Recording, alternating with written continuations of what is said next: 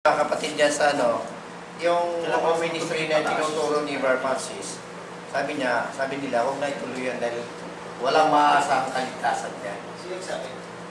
Sabi nila, Hindi masama marinig. Pangalanan mo na.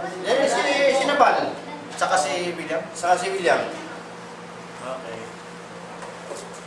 Tatanungin mo ba yan? Si Nabal at saka si William, pag nandun ako hindi nagsasalita pag ganyan.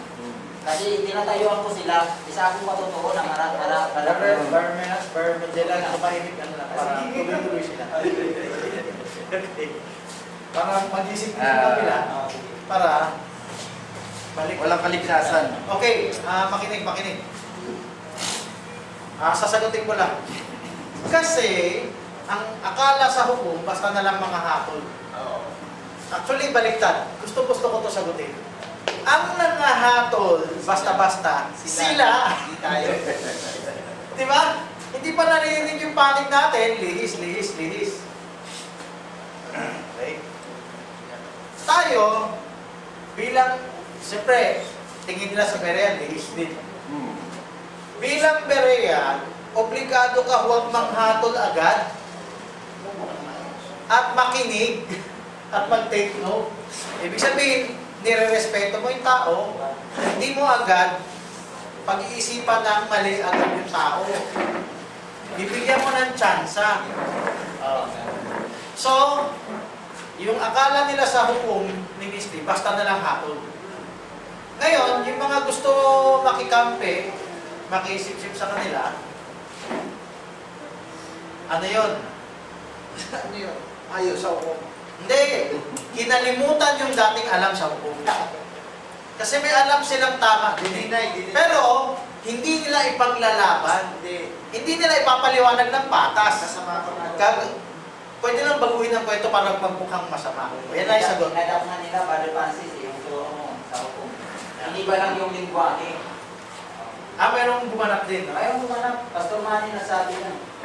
Ginanap namin yung turo mo, Brother Francis, pero iniba lang namin yung pagtawag doon.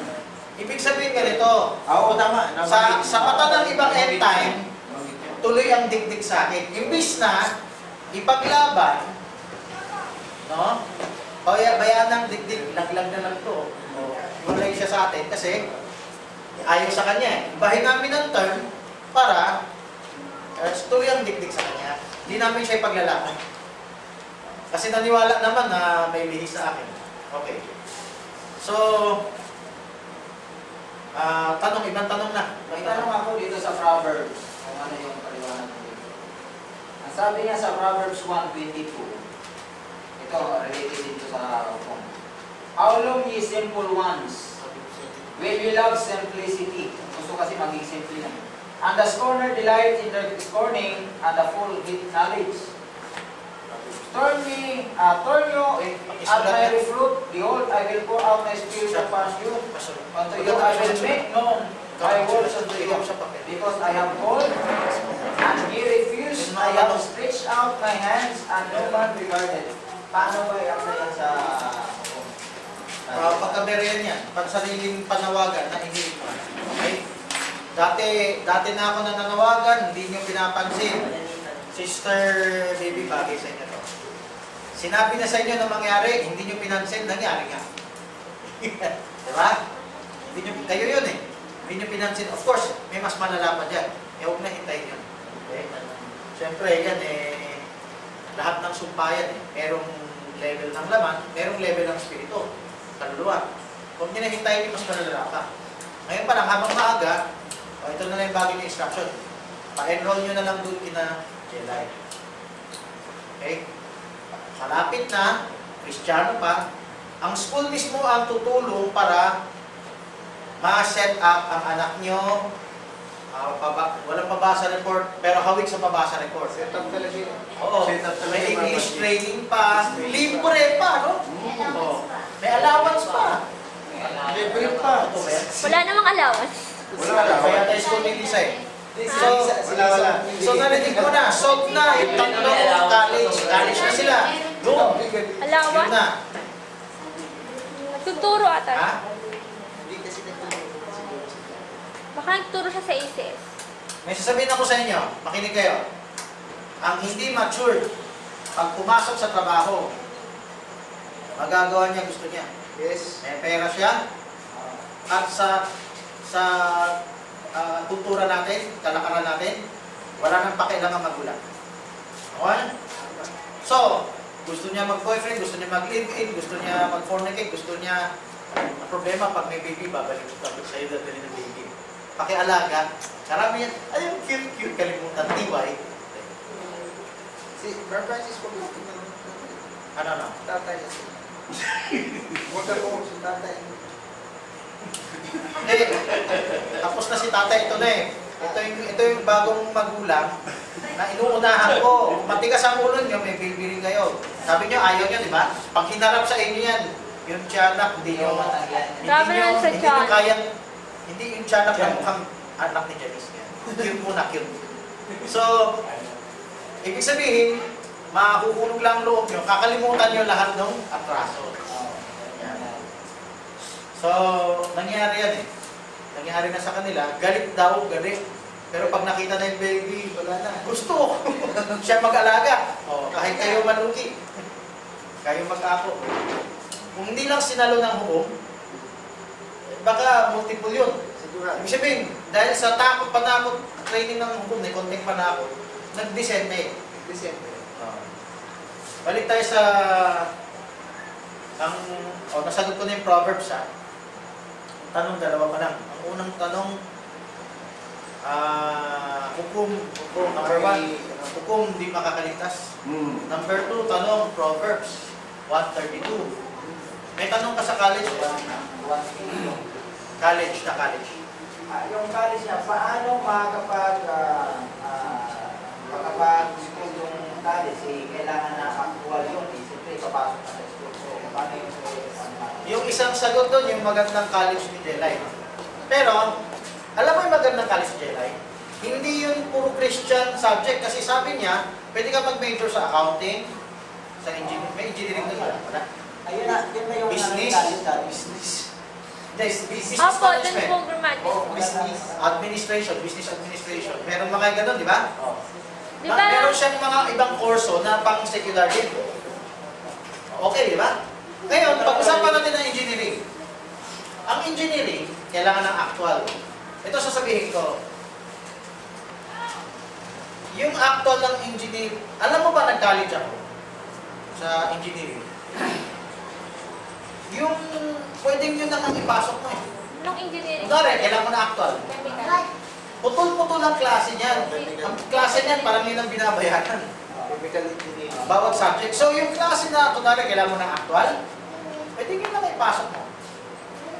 So, ibig sabihin, sa college, nag-underload ako. Alam mo yung underload? Hindi yan dahil sa training wala pa wala. Dahil yan, walang pera. Noon din. Parang ulit, no? Back to the future ulit. Hindi, sabi magaling ka lang daw, kaya Hindi, ang nangyari, inipit ako sa pera, pero wala pang humirap sa akin. Inipit ako sa pera din ng mga kamag-anak yan. Siyempre, iwala yung tatay-nanay ko. So, bago ka makakuha ng pera, kailangan ganito. So, hindi na ako ayaw na magbigay ng tatay ko nung ganung edad na ako. So, hindi na ako makakapagpatuloy. Kung ayaw na idaan ng tatay ko dun sa nanay ko. So, ang nangyari, lola ko na sumusuporta sa akin, wala na rin. So, wala na magpapaaral sa akin sa college. Nag-underload ako dun. Naghahanap akong trabaho. So, nung nag-underload ako, na-realize, nagulat nga yung mga tao eh. Ba't ka nag-underload? Yung huli ko pang ginawa, nag-drop ako. Pag nag-drop, hindi na makakabalik yun. Babalik ka sa ibaba ulit. Yung mga kasama ko, sayang. Pero, sobra kasing dismaya ko sa financial. Pero, the fact na nakaka-underload ako, ibig sabihin, yung mga subjects na yan, sa college, parang per kurso yan. May ikwento ko sa inyo yung Immaculate Conception Academy. Nag-tutor ako sa isang church dati. Bawat subject niya, may kanya-kanyang abante. Mas maganda kasi sa ordinaryong school. Yes. Kung may kanya-kanyang abante ang bawat subjects, parang home study rin yan, yung sarili mong oras. Of course, pumapasok pa rin sila.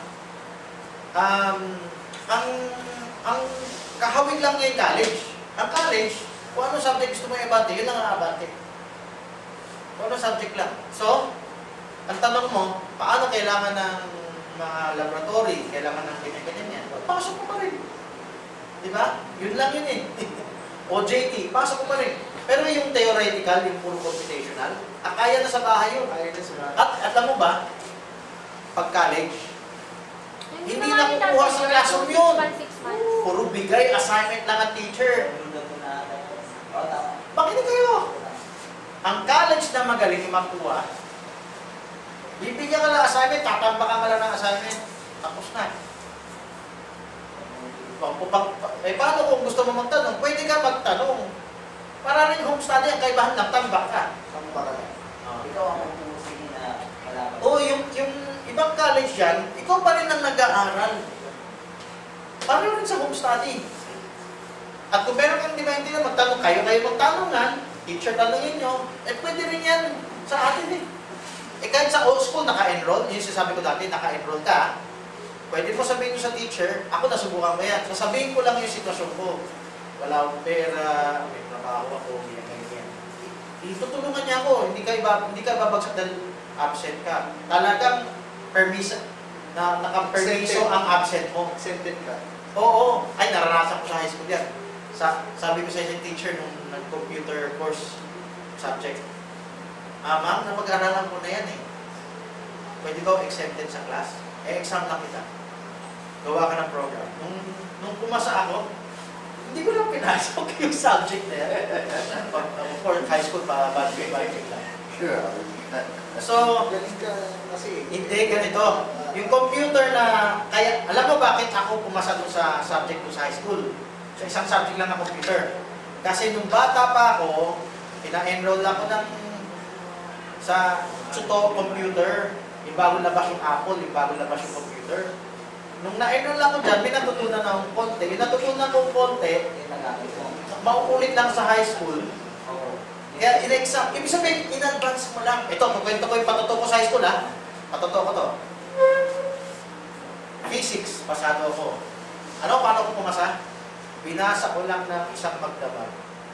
O isang libro. Yung libro ng physics. Binasa ko lang. Tapos, hindi na ako katulad ng kaklase ko. Hirap na hirap. Lahat ng exam, kaya ko ipasa. Pero binasa ko lang ng isang linggo yung libro. Kasi naiintindihan mo eh. Di, yun nga. Kailangan lang maintindihan mo. Ngayon, magagawa sa bahay. Di ba sabi yung brother Milan, makinig ka. Nag-aaral ako ng physics, wala akong naiintindihan. Kaya, Ako din. Ito, makinig kayo. Pasado ako. Makinig kayo. Yung pay-pay. Alam mo ba, sabi ko sa inyo, kung naalala nyo, kung, makinig mo na kayo, kung marunong lang magbasa ng English, rocket ship na yun. Naintindihan niyo yung rocket ship? Ang sinabi kong rocket ship, hindi mo na kailangan isa-isahin sa bata. Uutusan mo na lang siyang mag-report. Katulad ng booklet natin, kung mapapareport niyo siya sa booklet, baka nila sa report. Kung kaya niya mag-report sa sariling unawa, kaya niya tumingin sa dictionary ng mga meaning. Kunwari, nalampasan na yung alam mo, siya pa ang magtuturo sa'yo. Kasi, ikaw, bantay ka lang na mag-self-study siya. Yung hindi niya maintindihan, may tanong. Dahil mas matanda ka pa, kaya pa yung mga tanong niya. Pero, dahil na itanim mo na yung pundasyon, by the time na umabot na siya sa level na hindi mo naabot, kaya na niya mag-isa. Siya pa magtuturo sa'yo. Ibig sabihin na itanim mo yung pundasyon ng self-study. Ano mo maintindihan? At ipapasok mo na lang, exam mo laboratory. Paano nga yung Sa mahihina? Brother Francis, wala akong alam, pero tinuturo na lang ito sa akin. Ito pala yung laman. May mga, may mga... Alam mo yung panahon na ngayon, mabilis lang matuto ang bata sa high-tech, internet. Ngayon, samantalahin niyo yung high-tech, cellphone, internet, etc., Facebook, may mga, kung matutok lang kayo, pwedeng ma-focus sila sa na umadvance sa academic. Sister Lisa, record na kita ngayon. Sabi ko, Kung ano yung subject ni Joshua sa curriculum niya, yun lang ipa-exam mo sa Encarta. Ginawa mo na ba o hindi pa? Hindi pa. Science lang. Nasa- Science lang. Alam mo, kung ginamit nyo lang libangan ng Encarta, ano ba? Sabi niya, magaling siya sa dinosaurs. Sama lang din mo yung sasabi ko. Sinasayang nyo yung Encarta. Pwede nyo gamitin yung Encarta na yung subject na curriculum na hindi nahirapan siya, yun ang ipa-exam. Kasi yung Encarta, sinadyang pambata. Pang easy to use. Ang kaso, hindi, ang pinag-usapan natin, may level yun eh. Magpapatulong lang tayo eh. Kung sinundan nyo yung level na yan, yung high technology ngayon, magagamit nyo, imbis na corruption nung nangyari, magagamit nyo yung high technology para umabante ang bata. May level si Baby, may level si Joshua. Sinayang mo lang yung Encarta. Hindi isipin, maraming oras pa lang yung Encarta, dudud ng animals. Hindi nga sila nakapanood doon. Hindi nga nagagamit yung data para doon sa academic. Kaya nakapanood sila doon sa... Ngayon na, isasabi mo ngayon. Oo, yun. Ang tinutukoy ko, pag bakati, namalengke, ganyan, noon lang daw sila eh. O, ibig sabihin, sinasayang mo yung oras, sinasayang mo yung pagkakataon. In-assignment ko na hindi yung pasinulat. O, di po ang pinuso ko ministry. Parmela, narinig mo na yan, unahan mo na lang sila. Kasi dapat mas una talaga yan. Actually, pwede ka maunahan. So, gamitin mo yung karta. Okay, napunta tayo sa homeschool, no? Baka may tanong pa kayo sa homeschool. Pero may solusyon na pala kayo, no? Malapit na lang, may college. Sabi mo, graduating na. Isa lang naman ang graduating. Negosyo na lang ang ibigay nyo doon. Si Mika, Masundan mo yan, no? si Mika, graduating na. Tapos yung dalawa, nasa B12 sila. O, doon na, pasok na doon sa Ano bang option nun? Kasi ang B12 mo, wala nang bayad yan. Pareho lang. Sa, Sabi mo, college na sila. Sa K12 sila. Yung isa, graduating na yun. Hindi. Sabi mo yung tatlo, college level na eh. Yung dalawa, kasi Yung dalawa senior high.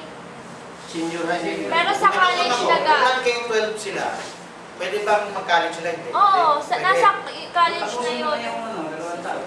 2 taon muna bago ituloy yung ano. Kung anong subject mo, kunin, dyan na rin ang kinukuha niya. Pwede na dumirekta. Sister, Oo. Jedi, pwede na ba pumunta doon sa college na yun kahit na nagsisimula pa lang ng K-12? Pwede. Pwede. O, pwede pala eh. Lapit na kayo kay Jedi. Kasi ang high school 4th year lang, di ba? 5th year, dapat college na yun. Yung 2 years na yan, parang academic nila na pag nag-graduate ka dyan, pwede ka na makapagtrabaho, makapag-apply. Pero preparation yan para doon sa major course mo, pwede na gamit yun. Yung 2 taon. Nandyan na yung OGT mo, pag nag-apply ka ng college, isasama na doon yung OGT mo. Sa o makapagtrabaho ka na pag nakatapos ka ng K-12. Hindi, ang gusto kong tanong, hindi ka pa nag-K-12, pwede, papasok ka pa lang ng K-12, pwede gamitin mo na yan pag na hindi ka pa nakapasok K-12, diretso na college. Pwede May na. kaklase ako no, dyan sa BBCA. Nagka-K-12 siya, pero pumapasok siya sa Bible. Sinabay niya. O pwede na pala tanggapin doon. No? O di sabi mo na, dapat na kayo doon. Okay, dito tayo. Alam mo, spiritual yun Kasi alas 10 college na naman, yan. diba? Yun ang Pang-umaga mag-iingat siya. sa anak ninyo kasi, Alas 3 okay to kayo, 9. ang anak niya masyado na worldly. Okay? So, yun na yung pag-asa nyo. Huwag kayo magpatumpik-tumpik. Pagtapos natin mamaya, magtanong na kayo sa kanya. Okay, ibang tanong. Ay, ibig sabihin nun, pwede na may transfer. Oo. Lumilitas ka, may markada pa nga. Okay? May magulang na mag-a-upload sa kanila. Tanong. Wala nang tanong. Wala na. Okay? 9 na. 20 minutos lang. May tanong ako gusto. Sige. Dali. Pwede na tayo. Yung sa ano, lapit. Sa Genesis 4:26, hindi yung men, sila kapalatan. So, yung mga tao nagbigan. Sabi ni Brother Gan, mga nahulog na lahi ni Adan, lahi ni Seth, nahulog na. Sabi ng katulad ko at ni Amos at mga ibang Jackson na galing, tumawag sa Diyos kasi maka-Diyos sila. Maka-Diyos ang lahi ni Adan. Okay, ako mo na. Francis, hindi, mayroon ako nabasa na hindi yan lahi ni Adan, sinabi ni Gan. Ang sabi ni Gan, ay lahi ni Cain. Yung mga tumawag Na haba. oo, na tao. Hindi parang naging religious na yung lahi niya. Ano ba yung ano? Social diwa. Okay. Posible yan, no? Lahi ni Cain yung tumawag, pero maling pagtawag. Hindi magiging secretary pronunciation na naman. Pero sa kain ka? Mga dami kayo. Hindi pa ako sold out yet. Sino yung mga giant na may giant na sa earth bago pa magkaroon ng internet? Doon sa traditional Jacksonite kami, yung lahi ni Cain, ang higante. Pero magaling paliwanag ni God. Hindi, makinig ka, yung Jacksonite kami, yung galing kay Amos, pareho kami, no? Dati ng giant si Cain. Ang paliwanag ni God ang galing. Hindi pa giant si Cain. Environmental steroids ng giant Cain. Yung giant, makinig ka, galing sa intermarriage. Hindi galing yung giant sa lahi ni Cain. Hindi yung talata, oh, Ang sabi niya. giants, pakinig mo muna. Ang giants, paliwanag di ka ng kinikwento ko muna. Ang giants daw ay galing sa intermarriage. Sabi niya. At may example sa animal kingdom, yung liger. Yung lion, kinumbine sa tiger, mas malaki pa ang liger sa dalawa pinagsama. Alam ka na malaking liger. Wala sa siya na yan, ang giant. Saan? Yan, laki. Wala. Pero, Ngayon, exist. may usa. Nakita ko sa TV eh. Pero yung lion, maaaring hanggang dito lang. Di ba? Saka yung tiger. Dito lang. So, yung laki ng Ano liger, yun? Imi-major na yun. nakakatakot, pero of course, talaro niya yung tao. Kanya mo rin. Ginagalan. Ano yun? Sakma na yung nagagyan. So, naniniwala ako kay God, kahit hindi ko pa napanood yung liger, na pag nag-mix yung dalawang magkakaibang uri, lalabas siya ng special mutant. Okay? Ngayon, dito tayo sa gusto mo sabihin. There were giants in those days. Mas kayo basa. Genesis 6, buklat. Hindi pa nagkaroon ng intermarriage, may mga giant na eh. May mga giants na sabi. Kaya, There kaya were na. giants in the earth in those days. And also after that, when the sons of God saw the So, ibig sabihin, parang tatama pa rin yung Jacksonite paliwanag namin ni Amos na nagaling yung lahi ni Cain ay giants. Alam mo yung traditional na paliwanag, simple lang eh. Ang mark ni Cain ay higante siya. Eh, pagiging higante niya, talakay sa Mrs. meeting, pagiging higante ni Cain, yan yung mark para hindi siya patayin nang makakita sa kanya. Kasi pwede siya patayin kung makita siya. Bakit So, siya ang protection papatay? ng Diyos, pinalaki ang katawan. Di bakit siya Pero papatay? genetic din yun. Bakit siya papatay? Ang kwento ng aking pastor, dahil sa'yo, kaya naghirap kami magbungkal na lupa. Pero siguro, bukod sa kwento ng aking pastor, kaya siya gusto patayin. Yan din ang paliwanag ng mga level 2 eh. Dahil ito, dahil sa bungkal lupa. Dahil daw, Pinahirapan ng bungkal sa lupa. Pagka hindi ganun po. Mabuti kung Yung alam leverage nila ko ng mga nakaraan, Walang problema eh. ang dahilan kaya siya papatayin, pag nalaman ng tao na siya ang dahilan ng kasalanan, doon siya papatayin. Kagaya ng babae na nakasakay doon sa hayop, nung nalaman na niloloko lang nila, niya, yung mga nakaikot, yung Team Kingdom, di ba? Doon siya niluray-luray. Okay. Actually, napakababaw ng ano yan. Ako, hindi pa tapos. Hindi, nag-objective report pa tayo eh. Sa akin na to. Maaring hindi lang dahil yung siya yung nag-cause ng That makes sumpa. sense, Lord. Makinig ka muna. Interrupt ka na interrupt eh.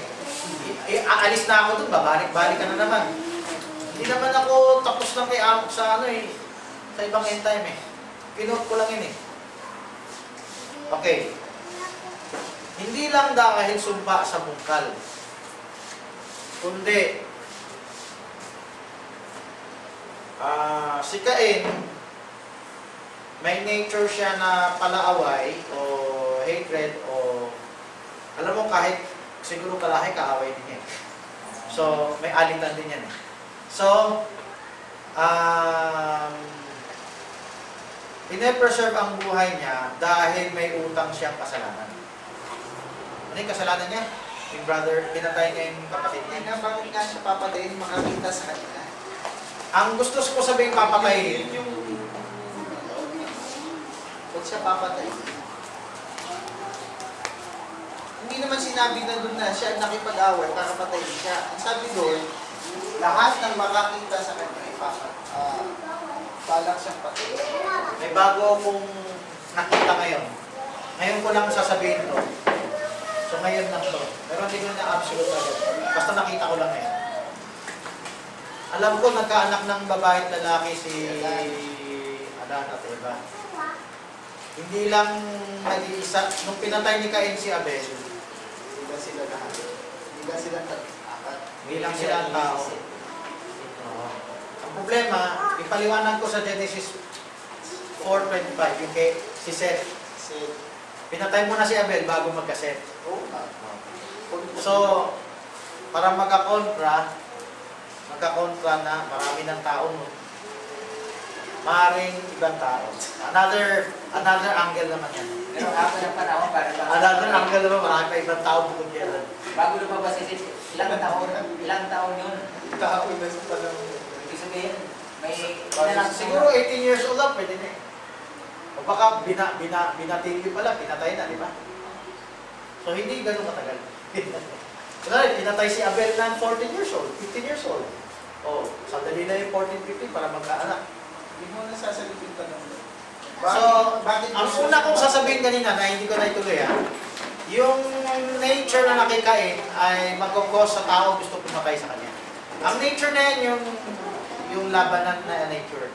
Yung nature na parang karma. Bukod sa karma, alam mo yung karma, no? Nakapatay siya, merong destiny na gusto siya patayin. Okay? Hindi, meron siya, may attitude siya na magiging magagalit sa kanya yung tao. Oo. May attitude na magagalit ng tao. Bakit sinabi ni Lamech na kung paano si Cain ay binigyan ng marka at sinipon yung papatay sa kanya, bakit sa kanya ay binubli pa yung papatay kay Lamech?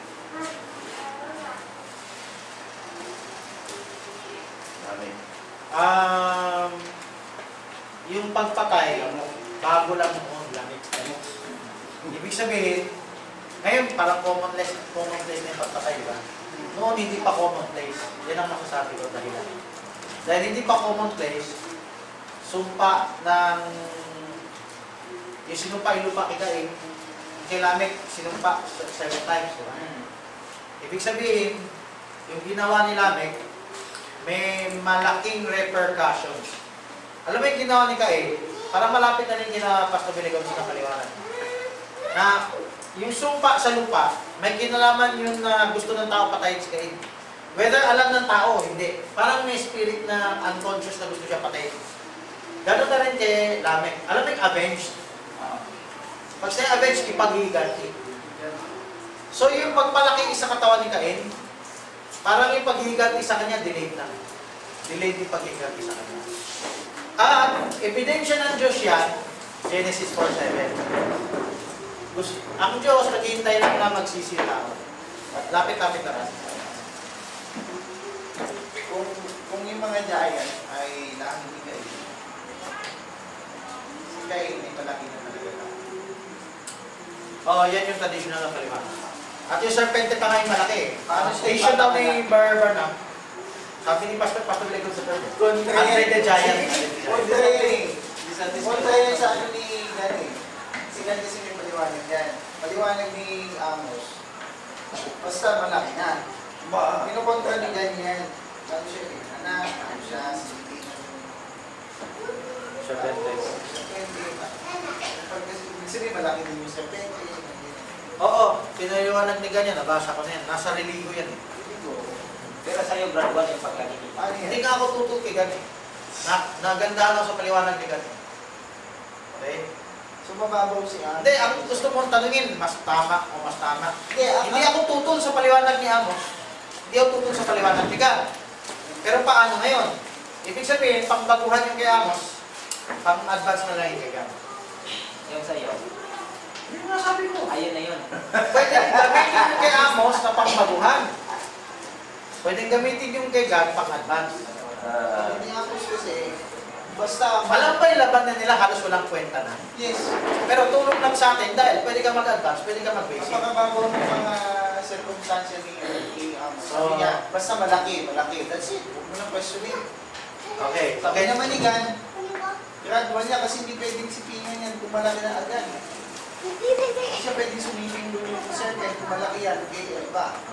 Pati yung pagnganak niyan, gano'ng kalaki yan. Malaki na, okay na. O sige, tapos na, wala na. Palakpakan natin, Panginoon. Amen.